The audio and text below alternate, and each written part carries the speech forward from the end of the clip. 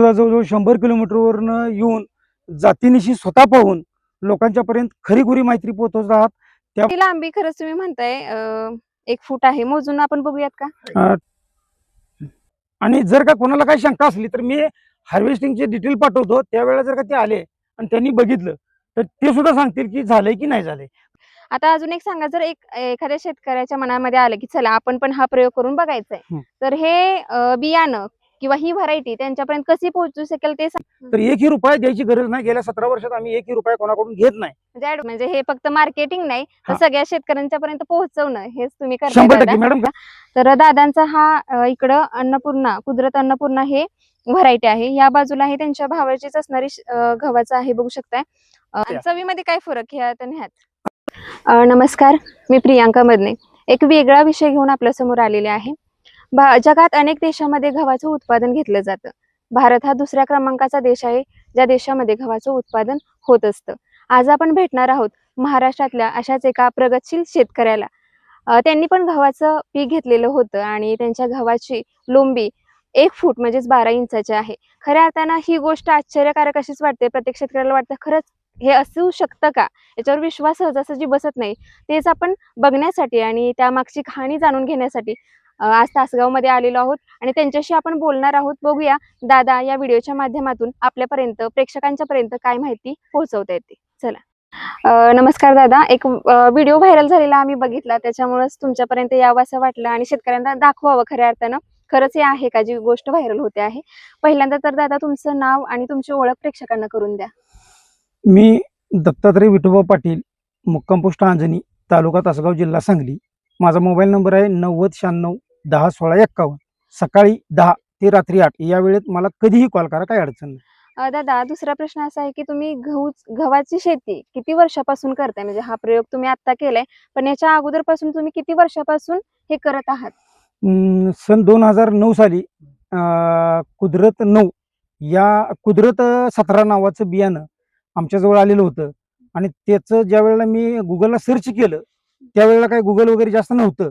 पण तिथून पुढे 4-5 वर्ष मी या पिकाचं उत्पादन घेतलं आणि यात एवढं नाव मिळवलं की 2014 साली महाराष्ट्राचे तत्कालीन गृहमंत्री तथा उपमुख्यमंत्री आर पाटील आबासाहेब होते आणि त्यांनी ज्यावेळेला ही पेपरमध्ये आणि ETVला मुलाखत पाहिली, त्यावेळेला गावामध्ये बोलवून माझा सन्मान केला आणि तोच सन्मान माझ्यासाठी प्रेरणादायक ठरलेला आहे. आता म्हणजे तीच एक तुम्हाला भेटलेली प्रेरणा आणि तिथून ही आताच या वर्षीचं या वर्षीचं ही गव्हाची जी व्हरायटी आहे ती कोणती आहे आणि कुठून आणली हे सांगा? आता याचं जे पेटंट आहे ते प्रकाश सिंह रघुवंशी, म्हणजे उत्तर प्रदेश वाराणसीचे थोर शास्त्रज्ञ आणि शेतीतज्ञ आहेत.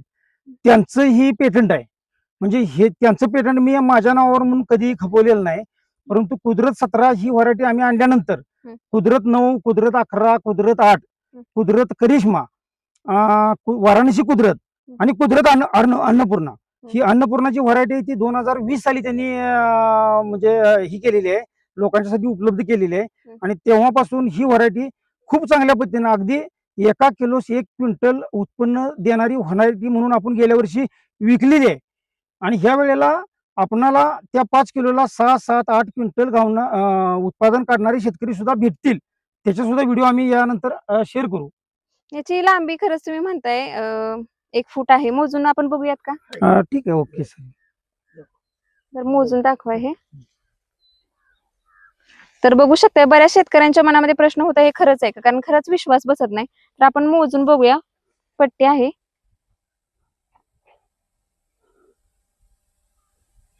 तर बघू शकताय 12 इंच 12 इंच 1 फूट असणारी ही गव्हाची लोंबी, जो एक अत्यंत वेगळा असा प्रयोग दादांनी या ठिकाणी केलेला आहे आणि शेतकऱ्यांना ऊर्जा देणारा, प्रेरणा देणारा अशा प्रकारची त्यांनी या ठिकाणी हा प्रयोग केलेला आहे.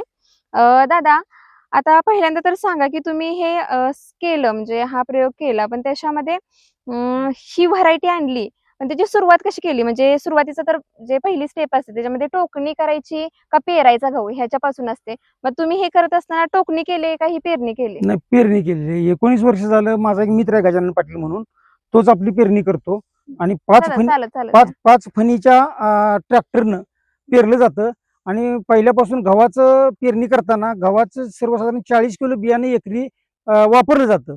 परंतु हे जे गहू आहे फक्त 20 किलो गहू जर का तुम्ही एकरामध्ये वापरलं तरी सुद्धा 28 ते 32 क्विंटल उत्पादन शेतकरी घेऊ शकतो.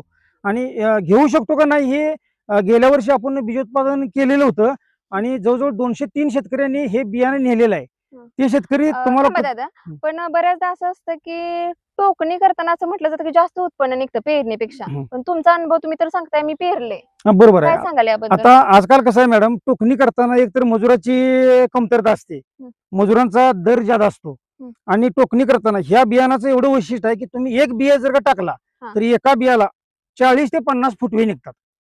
याची उंची कमी आहे, हां. 97 ते 100 सेंटीमीटर याची उंची आहे. त्यामुळे ऊन वारा पाऊस यामुळे हा गहू पडत नाही. हां. कारण एक तर 97 सेंटीमीटर म्हणजे 3 फुटापासून याची उंची आली आणि त्यात 1 फूट सरासरी सगळ्या कुठे 1 फूट नसतील. हां. परंतु सर्रास कुडी जर का तुम्ही आता या प्लॉटमध्ये फिरून बघितली तर जास्तीत तुम्हाला जास्त. 8-9 इंचापासून ते 12 इंचापासून सर्रास कुड्या तुम्हाला दिसतील. त्याच्यापेक्षा कमी नाही. पुढं. त्याच्यापेक्षा 100% तो आता तुम्ही प्रत्यक्ष कसं नाही, असतंय, दिसतंयच ह्याच्यामध्ये. मी लोक बघू बरेच शकते म्हणतात की कुड्याला कुडी यांनी जोडले असतील, एक कुडी जोडू आम्ही, नाही, नाही. परंतु बाकीच्या कुड्या आपण जोडू शकत नाही. नाही. तर आता तुम्ही तर हा प्रयोग केलाय, तर सुरुवातीपासून सांगा याच्यामध्ये खत, औषध फवारणी कशा पद्धतीने केली तुम्ही, पाणी व्यवस्थापन कसं केलं, हे सगळं डिटेलमध्ये सांगा शेतकऱ्यांना. ठीक आहे. आता मी तर खरोखर सेंद्रिय शेतीचा पुरस्कर्ता आहे. हं. म्हणजे सेंद्रिय शेती केली, खरोखर सेंद्रिय शेती ही काळाची गरज आहे. परंतु गेले 17 वर्ष झालं मी बीजोत्पादक प्लॉट करतोय आणि हे प्लॉट करत असताना उत्पन्नापेक्षा उत्पादनापेक्षा हं. पुढच्या शेतकऱ्याला ज्यावेळेला आपण बियाणे विकतो त्यावेळेला त्याच्या रानात 100% उगवण क्षमता झाली पाहिजे आहे. ओके. याच्यावर जास्त म्हणजे लक्ष केंद्रित केलं जातं. त्यामुळं क्वांटिटीपेक्षा क्वालिटी महत्वाची आहे आणि त्यासाठी याला सेंद्रिय बरोबर रासायनिकाची पण जोड देणं गरजेचं आहे असं मला म्हणजे प्रामाणिकपणे वाटतं. कारण जर का एकदम तुम्ही जर का सेंद्रिय शेती करायला लागला, एखादा दारुडा माणूस असला आणि त्याला जर का फुल दारू प्यायची सवय असली तर डॉक्टर सुद्धा सांगतो की एकदम दारू त्याची बंद करू नका, थोडी थोडी थोडी थोडी द्या म्हणून. बरोबर. तर सेंद्रिय शेती जर का तुम्ही करायला लागला तर एकदम सेंद्रिय शेती उतरला तर तुम्हाला सेंद्रिय शेती होणार नाही.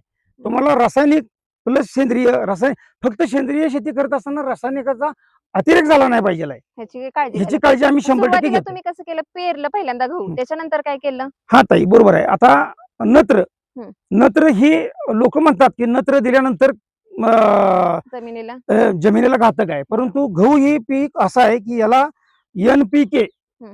एनपीके म्हणजे नत्र स्फुरद पराश ह्याची जशी आवश्यकता आहे हं. तशीच दुय्यम म्हणजे दुय्यम मध्ये काय आलं हं. तर तुमचं बोरान आलं, जस्त आलं, झिंक आलं, मॅग्नीज आलं. ओके. म्हणजे त्याची पण गरज आहे पण ती लोकांना कळत नाही. मग लोकांना कसं लोक करत असतात, राबत असतात आणि त्यांना त्याचं उत्पादन देताना ती गहू दाखवून देत असतो. हं.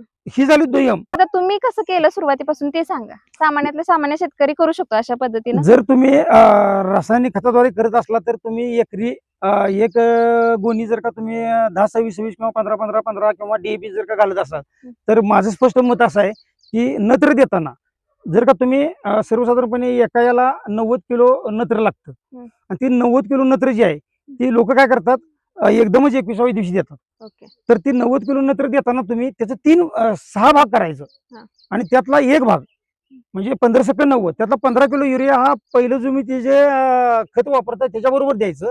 अर्धा भाग जो बरोबर 45 किलोचा आहे तो तुम्ही 21व्या. आता मी इथं 21व्या दिवशी म्हणतोय. आता 21व्या दिवशी काय म्हणतोय तर 18 ते 21 दिवस जी असते अवस्था ती CRI अवस्था म्हणून गव्हाची असते. म्हणजे जसं आपल्या डोक्यावर ताज असतो आणि त्याचे रूट. मग तुम्हाला मी इथनं जर का सांगितलं फोन करून की ह्या दिवशी द्या तर तुमच्या रानात तुम्ही बघितलं पाहिजे 18व्या दिवशी आलंय का 21व्या दिवशी आलंय. बरोबर. त्या दिवशी तुम्ही ते फक्त त्यावेळेस नत्र देताना तुम्ही त्याच्याबरोबर झिंक सल्फेट हं. झिंक सल्फेट एकरी 6 किलो 33% मिळालं तर आणि 33% तुम्हाला नाही उपलब्ध झालं तर 9 किलो 21% दिलं तरी चालते, काय अडचण नाही. आणि त्याच्याबरोबर जर का सल्फर 5 किलो एकरी आणि ह्युमिक ऍसिड 1.5 किलो दिलं तर त्याचा एकदम उत्तम रिझल्ट येतोय. ही गेल्या 5 वर्षापासूनचा आपला अनुभव आहे. तुम्ही सुरुवातीला काय केलं मग? पहिल्यांदा गहू पेरला, त्याच्यानंतर नत्र? त्याच्यानंतर पहिल्यांदा डीएपी आणि त्याच्याबरोबर युरिया 1% दिलेला होता. हां. किती दिवसांनी आणि सुरुवातीच्या? सुरुवातीला पहिल्यांदा पेरताना पहिल्यांदा पेरतानाच दिला. हा. आणि दुसरी गोष्ट 21व्या दिवशी हां. अर्धा नत्राचा हप्ता हं. झिंक एकरी आपलं जे 55 गुंठ क्षेत्र आहे हां. त्या हिशोबात जे येत आहे हं. त्या पद्धतीनं आपण ते आणि सल्फर हं. आणि ह्युमिक ऍसिड आपण दिलेला आहे. पण त्यानंतर आपली काय अवस्था येते, तणनाशक फवारण्याची. बरोबर. आता तणनाशक फवारू नये ह्या स्पष्ट मताचा मी आहे. हा. परंतु झालंय कसं, जर का तुम्ही भांगण करायला गेला तर एकरी 10 ते 12 मजूर स्त्रिया लागतात, एकतर मजूर मिळत नाहीत आणि 300 रुपये रेट आहे. 12×36 3,000 ते 3,500 रुपये तुमचा दर जातो. मग शेतकरी काय करतो, त्याचा नफा बघतो. हो. 750, 700, 500 रुपये पासून तुम्हाला तणनाशक मिळतं आणि ते तणनाशक फवारणी करतो, कारण त्याला स्वस्तात पडतं की तणनाशकाचे रिझल्ट पण चांगले येतात. आता ते घातक आहे सगळ्यांना कळतंय, परंतु उत्पादन जरी वाढवलं तर त्याला पाहिजे तसा दर नाही. बरोबर. आता गव्हाचा दर 28-30 रुपयावर आलाय. मग उत्पादन जादा पिकून तर काय करायचं? मग त्यासाठी उत्पादन खर्च वाचवण्यासाठी शेतकरी जरा वाकडी वाट बघतो. ते तुम्ही ते फवारले. पाप करत नाही. लक्षात घ्या, जे 4 खोलीच्या आत बसून शहरात बसून खातात ती लोक म्हणतात की तुम्ही सेंद्रिय करत नाही, पण सेंद्रिय करताना 2 पैसे द्यायची दानत पण त्यांच्याकडे नसते. ओके.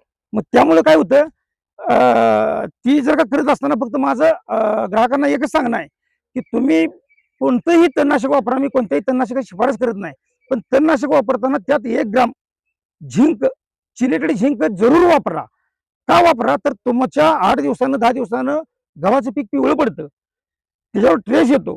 तो ट्रेस येत नाही याची 100% मी खात्री म्हणजे देतो. तुम्ही औषध फवारलेलं हो, तणनाशक 100% तणनाशक फवारणी. फवारलेलं त्याच्यामध्ये. पुढे काय केलं आणि खत कुठलं वापरलं? हा, आणि आता नंतर 45व्या दिवशी राहिलेला नत्राचा हप्ता म्हणजे हा. 2 भाग जो आपण जे सांगितलेला होता, सुरुवातीला. हा. तो 2 भाग फक्त आपण टाकून घेतला. बस तिथून पुढे काय करायचं, फक्त एक आता 2-3 स्प्रे आहेत. स्प्रे म्हणजे कसं, मगाशी मी तुम्हाला सांगितलं बोलत की आपल्याला दुय्यम अन्नद्रव्य लागतात आणि 05234 किंवा 19-19-19 0050 ही जी 3 खत आहेत, त्याचं डोस जर का तुम्ही याला दिलं तर 100% काही जरी झालं तरी ती कुडी लांबडी होत नाही. कुडी लांबवासाठी त्याची अंगचीच गुणधर्म त्या गव्हाचा असावा लागतो. परंतु ह्यातला जे कुडीतला गहू आहे ती पोषवण्याचं काम 100% करतं, म्हणजे करतं. आणि ह्याची गेली 4-5 वर्ष झालं मी शेतकऱ्यांना मोफत मार्गदर्शन करून सांगतोय आणि त्यांचा रिझल्ट लोक सांगतात. ओके. पाणी व्यवस्थापन कसं केलं याची आता आणखी? पाणी व्यवस्थापन करताना मॅडम, सर्वसाधारणपणे 6, 7 किंवा 8 पाण्यावर कुठलाही गहू येतो. पण कसं असतं, रान जर का काळं असेल तर 6 पाण्यावर पण तुमचा गहू येतो, पण रान तांबडं असेल तर ती 10 पाणी सुद्धा घेतं. कारण आपण इथं बसून सांगू शकत नाही. जमिनीचा पोत कसा आहे ते काय बघून. कसं असतं, एखाद्या रानात जर का पाणी पाजलं तुम्ही तर 4-4 दिवस चाला येत नाही. पण एखाद्या रानात सकाळी पाणी पाजलं, दुसऱ्या दिवशी गेला तर तुम्ही त्यात चाला येतं. मग त्या रानाला तुम्ही पाणी लांबवा असं आपण म्हणू शकत नाही. पण तरी पण माझं सर्व शेतकऱ्यांना तुमच्या चॅनलच्या माध्यमातून एकच सांगणं आहे की हे गव्हाच्या वयाच्या पेरणीपासून वयाच्या 60 दिवसापर्यंत जेवढं पाणी लांबवता येते तेवढं लांबवा. आणि तिथून पुढे जर ज्यावेळेला पोटऱ्यातनं अवस्था बाहेर पडते त्यावेळेला पाण्यात पाणी दिलं तर काय अडचण नाही, तुम्हाला 100% रिझल्ट येईल. दादा अजून एक सांगा की सामान्यातला सामान्य शेतकरी ते सधन शेतकरी असतो, त्यांचा म्हणजे मनातला हा प्रश्न असतो की हे सगळं केलं, एवढं तुम्ही उत्पादन घेतलं, वेगळा प्रयोग केला, परंतु यासाठी खर्च नक्की तुमचा किती आला ते पण जरा सांगा. 100%. आता कसं आहे, मी जवळजवळ 2010 पासून बीजोत्पादक प्लॉट घेतोय. 2010 पासून 2010 पासून 17 वर्ष झालं. आपल्या विश्वासार्हतेच्या जोरावर आपण संपूर्ण बियाणं आपल्या शेतात पिकणारं संपूर्ण बियाणं बीज म्हणून विकलं जाते आणि त्यांना आपण शेवटपर्यंत अगदी पेरणी केल्यापासून ते निघेपर्यंत आपण मार्गदर्शन करतोय. आता खर्च करताना त्या शेतकऱ्याची कुवत, त्या रानाची ताकद, ह्या गोष्टीवर बऱ्याच मर्यादा अवलंबून आहेत. यंदा सुद्धा मी भरपूर लोकांना बियाणे विकलंय, पण माझ्याकडे काय काय लोक असे आहेत की ज्यांनी फक्त तणनाशक फवारले, झिंक सल्फेट घालून आणि एकही फवारणी घेतली नाही, त्याचा सुद्धा गहू उत्तम आहे. आता हे एवढं तुम्ही हे क्षेत्र किती आणि तुम्हाला किती वाटतं की ह्याच्यामध्ये किती क्विंटल गव्हाचं उत्पन्न निघेल असं वाटतंय, तुमचा अंदाज? आता ह्याच क्षेत्रामध्ये 15 गुंठ क्षेत्र आहे आणि पलीकडे जे आहे ते पण दाखवा सर. हा अंबर 28 वाण आहे आणि हा माझ्या भावाचा आहे. 15 गुंठ ते क्षेत्र आहे आणि 15 गुंठ हे क्षेत्र आहे. ह्याच्यामधलं क्विंटल किती निघेल? ह्याच्यानंतर 15 दिवसांनी तो पेरलाय आणि ह्याच्यापेक्षा 2 पाणी त्याला जादा झालेले आहेत. वर आता माझा भाऊ भेटला तर तुम्हाला ती भाऊ सुद्धा तुम्हाला सांगेल की खरं का खोटं. कसं असतं, आपल्याला आपलं गहू चांगलं सांगताना दुसऱ्या गहू बाद म्हणून तुलना करायची नाही, तुलना नाही करायची. परंतु 100% हा फरक हा आहेच. आणि ही करत असताना किती क्विंटल तुम्हाला वाटतंय निघेल ही उत्पन्न? गेल्या वर्षी आम्ही कुदरत 9, म्हणजे आता तुम्ही जाताना जर का बघितलं तर आपल्याला कुदरत 9 केलेला आहे आणि 15 गुंठे क्षेत्रात आपल्याला 10.5 क्विंटल झालेला होता. यावेळेला मला 12 क्विंटल उत्पन्न देईल, 12 क्विंटल 100% मला खात्री आहे. आणि जर का कोणाला काही शंका असली तर मी हार्वेस्टिंगचे डिटेल पाठवतो, त्यावेळेला जर का ते आले आणि त्यांनी बघितलं तर ते सुद्धा सांगतील की झालंय की नाही झालंय. कारण छोट्या कुडीचा गहू हं. 10-10.5 क्विंटल देतोय आणि ही तर जवळ दुप्पट तिप्पट कुडी आहे. बरोबर. का देणार नाही? एखाद्या वेळेस नाही, एक दिलं. तर साधारणतः 5 ते 6 इंच गृहीत धरतो शेतकरी. हा हे तर शेतकरी. डबल आहे म्हणजे हा. 12 इंच 1 फूट म्हणजे खूपच म्हणजे विश्वास त्यामुळेच बरं, बसत नाही. म्हणून काय मी 10-20 क्विंटल सांगितलेलं नाही. राईट. मी फक्त 2 क्विंटल वाढून मागितलंय. हं. काय यंदा आणि जर का मला नाही झालं तर यंदा वातावरण एवढं चांगलं आहे की जर का नाही झालं तर माझाच कुठेतरी कमतरता आहे, माझ्याच काय कमीपणा आहे हे मी समजेन. जमीन कशा पद्धतीची पाहिजे हे आता जाणून हा घ्यायचं गहू असेल. करताना हा जर का गहू करायचा झाला तर ह्याला काळी कसदार आणि ताकदीची जमीन हवी आहे. काळी. एवढी कुडी जर का तुम्हाला काढायची असेल तर हं. तांबड्या जमिनीत येणार नाही असं मी म्हणणार नाही. ही जमीन कशी आहे? काळीच आहे? पूर्णपणे काळी जमीन आहे. ह्याला एकदा पाणी पाजलं तर 17-17 दिवस नाही पाणी पाजलं तरी चालतंय, काय अडचण हं. मग काळी जमीन असेल तर जास्त जास्त उत्पादन 100% निघेल. आणि दुसरी कुठली जमीनचा पोत असेल तर त्याला फटका बसू हा शकतो फटका किंवा बसू शकतो. फटका दुसरी काळी नसेल तर काळी दुसऱ्या- नसेल तर 100% बसू शकतो. कारण कसं असतंय गहू करतानाच मुळात हं. जर का तुम्ही तांबड्या जमिनीत केला तर त्या कंपनी सुद्धा शिफारस असते हं. की तांबड्या जमिनीत जर का तुम्ही केलं तर त्यांचं जे इशित उत्पादन असतं हं. ते निघत नसतं. आणि गहू जर का उत्पादन तुम्हाला अपेक्षित पाहिजे असेल तर 15 ऑक्टोबर ते 15 नोव्हेंबर हा पिरियड सगळ्यात पेरणीचा उत्तम पिरियड. त्याच्यानंतर जर का तुम्ही 15 दिवस लेट केलं तर तुम्हाला 5% तिथून पुढे प्रत्येक 15 दिवसाला म्हणजे कमी उतारा हा येतच राहणार.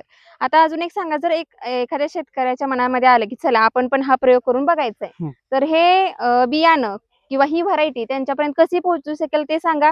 आणि दर किती असतो? 1 किलो गव्हाची नाही किंमत मॅडम, किती असते? दराविषयी जर का बोलायचं झालं हां. तर शेवटी मी माझं काम बोलतोय. हं. दराचं जे ह्याचं व्यवस्थापन होतं ते वाराणसीहून याचं जे पेटंट आहे ते श्री प्रकाश सिंह रघुवंशी हं. ऑगस्ट महिन्यात तेच ठरवतात ह्या वाणाचा दर काय काढायचा ते. आणि पण जर सामान्य जर आम्हाला शेतकऱ्यांच्या पर्यंत पोहोचवायचं असेल म्हणजे शेतकऱ्याला पाहिजे हे हं. व्हरायटी, त्याला आपण कशी मिळणार? आपण मॅडम बाय पोस्ट या वेळेला बुलढाणा जिल्ह्यातून हं. 5 किलो बियाणं आपण बाय पोस्ट पाठवलेलं आहे. By post? 8 दिवसात जर का त्यांना नाही मिळालं, पोस्टेचा खर्च त्यांनी द्यायचा, बियाणाचा दर जो काही दर असेल तो आणि पोस्टेचा खर्च त्यांनी दिला. 8 ते 10 दिवसात जर का लांबचा जिल्हा असेल तर 10 दिवसात त्यांना नाही मिळालं तर त्यांचे पैसे सगळे आपण परत देतो. ती पोस्टेज आम्हाला माघारी येते. काय तुम्ही आता अडचण नंबर सांगितले, तुमचा मोबाईल नंबर, कुठल्या शेतकऱ्याला पाहिजे असेल तर ते कॉल करून नाही. तुमच्याकडून आता घेऊ ह्या वेळेला काय झालंय मॅडम, मला मस्त वाटत होतं. आता माझ्याकडे मी 35 गुंठ क्षेत्र केलेलं आहे हां. आणि मला सर्वसाधारणपणे एक 25 क्विंटल म्हणजे 2.5 टन बियाणं अपेक्षित आहे आणि तेवढं मला 100% निघेल. बरोबर. परंतु मागणी जेवढी प्रचंड आहे हां. की मला नाही वाटत मी 2 किलो 5 किलोच्या वर कोणाला देऊ शकेल. म्हणजे कमीत कमी किती देऊ शकणार अर्धा तुमच्याकडे? किलो जरी नेलं तरी त्याला मी संपूर्ण पेरल्यापासून निघेपर्यंत सेवा द्यायला समर्थ आहे आणि ते मी हे गेले 4-5 वर्षात सिद्ध करून म्हणजे दाखवले. तुमच्या नंबरवर कॉल करून त्यांना ते मिळू शकणार? 100% मिळू शकणार. आणि ऍडव्हान्स बुकिंग जर का करायचं असेल तर 1ही रुपया द्यायची गरज नाही. गेल्या 17 वर्षात आम्ही 1ही रुपया कोणाकडून घेत नाही. म्हणजे ऍडव्हान्स बुकिंग म्हणजे त्यांनी काय? फक्त ऍडव्हान्स बुकिंग करताना शेतकऱ्यांना काय करायचं, जर का तुमचा हा व्हिडिओ त्यांच्यापर्यंत पोहोचला हां. आणि त्यांना बरं वाटलं हां. तर त्यांनी त्यांचा मोबाईल नंबर, गाव हां. आणि पूर्ण पत्ता मला पाठवायचा आणि मला 2 किलो पाहिजे, अर्धा किलो पाहिजे, 5 किलो पर्यंत त्यांनी सांगितलं. त्याचा नंबर आम्ही सेव्ह करून घेतो. विक्री सुरू झाली की त्यांना फोन करतो आणि संपत यायच्या वेळेला त्यावेळेला एकदा फोन करतो आणि जे बुकिंग करतात त्यांना गेले 17 वर्ष झालं आपण प्राधान्य देतो. खरंच म्हणजे हे फक्त मार्केटिंग नाही तर हां. सगळ्या शेतकऱ्यांच्या पर्यंत पोहोचवणं हेच तुम्ही करताय 100% दादा. मॅडम. कसं असतं, पैसा जर का मिळवायचा असता तर मला आता असं एक गिरायक आहे की तुम्ही 10 एकराचं बियाणं मी आता एकटे नेतो म्हणतात आणि मी ती रेकॉर्ड माझ्या त्या तिन्ही ग्रुपवर पाठवलेत की मला एवढं बियाणं पाहिजे, मला एवढे पाहिजे. आपण शेवटी कसं असतंय ही बाबाजीने जी ज्या विश्वासानं आपणाला कुदरत 9 माझ्या हवाली 17 वर्षापूर्वी पोहोचवलंय त्याचा प्रसार करणं ही पहिलं काम आमचं प्राधान्य आहे. हम्म, हम्म. आणि ही करत असताना ही अंजनीच्या मातीत 2009 साली पेरलं होतं आणि ही आज साक्ष देते. होय. बस हेच माझ्या यशाचं गमक किती आहे. किलोला किती ह्याचा रेट होता म्हणजे तुम्ही घेतला त्यावेळी? नाही मॅडम, आता कसं असतंय, हा जर का रेट तुम्हाला सांगितला तर वेगळ्या कमेंट यायला चालू होते. मी काय म्हणतोय, कुदरत अन्नपूर्णा गहू सर्चिंग करा, तिथं ह्यांचं पेटंट आहे, त्यांचा नंबर मिळतो, म्हणजे जास्त तुम्ही असतोय का? त्यांच्याकडून गहू घ्या, ओके. आम्हाला काही अडचण नाही. त्यांच्याकडून पण कारण घेऊ शकतो. दराविषयी जर का बोललं हां. तर विनाकारण कसं होतंय, हे गव्हासाठी हा मार्केटिंग करतोय. म्हणजे तसं नाही दादा, म्हणजे आपण जे नॉर्मल गहू घेतो, हां. आपण शेतकरी सामान्य शेतकरी घेत असतो, त्याचा किलोचा दर हे खूप जास्त फरक आहे का? म्हणजे तुम्ही सांगा. 100%. मॅडम कसं असतंय, कुठलीही गोष्ट जर का तुम्ही करायला गेला हम्म, विजेता एकच असतो हो. आणि विजेता वेगळं काय करत नाही. हम्म. तीच गोष्ट करतो पण ती वेगळेपणाने त्या करत असतो. पद्धतीनं करत आता असतो. ज्याला वेगळेपणाने करायचं आहे तिने आमच्या जवळ यावं, नाही तर शेवटी काय चालणारच ठेच लागत असते. बरोबर. बसणार काय एका जागेला बसून मापच काढत असतो. आता आपण बघितलं दादांशी बोलत असताना दादांनी बरीचशी महत्वाची माहिती शेतकऱ्यांपर्यंत पोहोचवण्याचा प्रयत्न केला. तर दादांचा हा इकडं अन्नपूर्णा कुदरत अन्नपूर्णा हे व्हरायटी आहे. या बाजूला आहे त्यांच्या भावाचीच असणारी गव्हाचं आहे, बघू शकताय.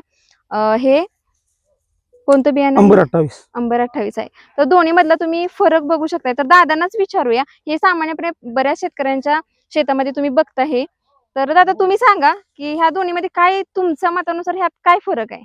आता ह्याची जी पेरणी झालेली आहे ती 10 नोव्हेंबर 2025 रोजी झालेली आहे आणि याची जी पेरणी झालेली आहे ती 25 नोव्हेंबर 2025 रोजी झालेली आहे. म्हणजे याच्यापेक्षा हा 15 दिवस लेट आहे आणि निसवताना ह्याच्यापेक्षा 15 दिवस अगोदर निसवलंय. दुसरी गोष्ट, आपणाला ही सर्व सांगत असताना दुसऱ्या कुठल्या गव्हाला नावं ठेवायचं नाही, परंतु हा जो गहू आहे आणि हा जो गहू आहे उत्पादनात सुद्धा याच्यापेक्षा मी माझ्या भावाला सुद्धा सांगितलं होतं की या 15 गुंठ क्षेत्र इकडे आहे, 15 गुंठ क्षेत्र इकडे आहे, ह्याच्यापेक्षा 1.5 पट उत्पादन ह्याचं ज्यादा निघणार आहे. ह्याचा जो दर आहे तो खपली गव्हाचा दर राहणार आहे. खपली गव्हाची चव आहे, खपली गव्हाचं गुण आहेत आणि खपली गव्हासारखी लांबी पण याची खपली गव्हासारखीच आहे. दादा आता बघा आपण बऱ्याच आता बघतो की केमिकलची फवारणीचं प्रमाण खूप वाढले. मग त्याच्यामुळे काय होतं, आरोग्यावर पण परिणाम होत असतो. मग आता एवढं सगळं केमिकल किंवा फवारणी आपण करतोय सांगितलं याच्यामध्ये, तर याच्यामध्ये चवीमध्ये काही फरक राहणार का किंवा आरोग्यावरती काही? 100% राहणार मॅडम, कारण आमच्याकडं आता कसं असतं, बीजोत्पादन प्लॉट वेगळा आणि उत्पादनासाठी घेतलेला प्लॉट वेगळा. हा. आता आमच्याकडून आतापर्यंत जे लोकांनी नेले ते उत्पादनासाठी नेले आणि उत्पादनासाठी त्यांना आपण 100% सांगतो की तुम्ही कमीत कमी म्हणजे सगळ्यात रोगर किंवा एंडोसल्फान ह्यासारखं 1 ग्राम फक्त मावा, ह्याच्यावर आळ्या किड्या होत नाहीत.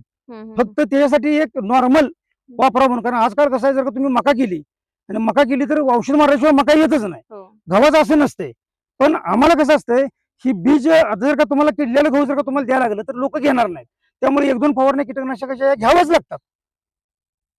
त्याच्यामुळे काय हा, ते त्याच्यामुळे. आणि दुसरी गोष्ट, तुम्ही दुय्यम अन्नद्रव्य किंवा सूक्ष्म अन्नद्रव्याच्या ज्या आम्ही फवारण्या सांगतो ते काही म्हणजे केमिकल नाहीच आहे. ते गव्हाचं जसं आपल्या कालवणात किंवा आपल्या स्वयंपाकात मिठाची गरज आहे तशा तशी पद्धतीने सूक्ष्म अन्नद्रव्याची म्हणजे मिठाचं काम करतं ते करत असते. आणि चवीमध्ये काय फरक ह्यात आणि ह्यात?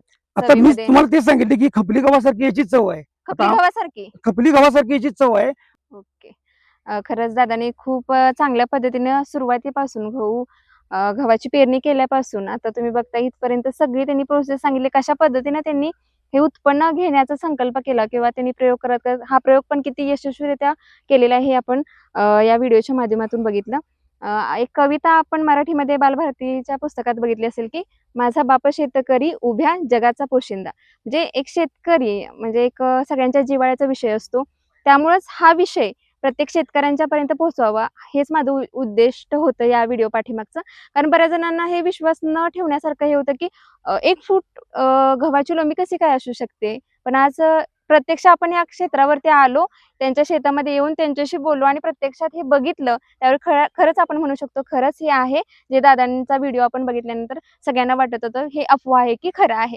खरंच दादा पुन्हा एकदा तुमचं मनापासून आभार मानते की तुम्ही एवढी महत्त्वपूर्ण माहिती प्रत्येक शेतकऱ्यापर्यंत पोहोचवण्यासाठी मदत केली. पुन्हा एकदा आमच्या चॅनलच्या कडून तुमचे मनापासून मी आभार मानते. Thank you so much. धन्यवाद ताई. तुम्ही सुद्धा जवळजवळ 100 किलोमीटरवरनं येऊन जातीनिशी स्वतः पाहून लोकांच्या पर्यंत खरीखुरी माहिती पोहोचवत आहात. त्याबद्दल मी खरोखर आमच्या पाटील कुटुंबाकडून तुमचं सुद्धा धन्यवाद व्यक्त करतो. थँक्यू.